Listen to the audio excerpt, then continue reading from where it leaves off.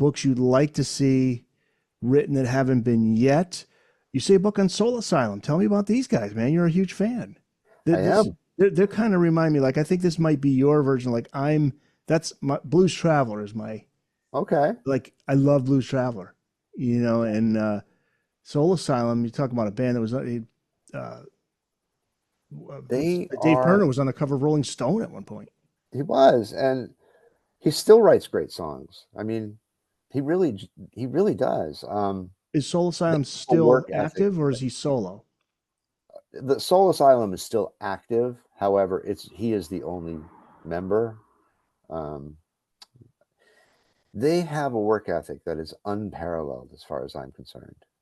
I bet if I sent, I'm being facetious, but I bet if I sent Dave Pirner an email and said, "Hey, you want to come play an acoustic show in my apartment?" He'd be like, "Okay, yeah, sure." You know, I say that facetiously. I don't think he ever would, but they just work. That's what he does.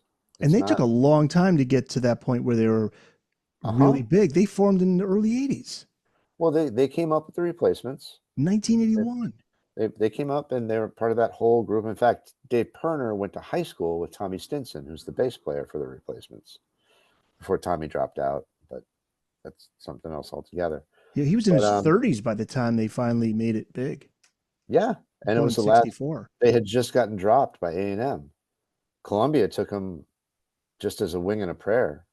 They're like, all right, we'll sign you for one album, and that happened to be Grave Dancers Union.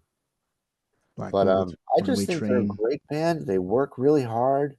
They Dave Pirner writes good songs, and here's my thing with Dave Pirner. When your contemporaries are Bob Mould, um, Bob Mould, well, I'm Oh, I drawing it. think you wrote it in the I email to did. me. Let me see if I Yeah, have yeah. it here. Prince, Bob Mould. Oh yeah, Prince, Bob Mould, and Paul Westerberg are your contemporaries. It's hard Yeah, to rise above that. that's hard. That's hard to get noticed. And lording over everyone is Bob Dylan, who's from Minnesota as well. So it's tough, but he still managed to rise up. I don't know. I think Soul Asylum is a wickedly, wickedly underrated and overlooked band.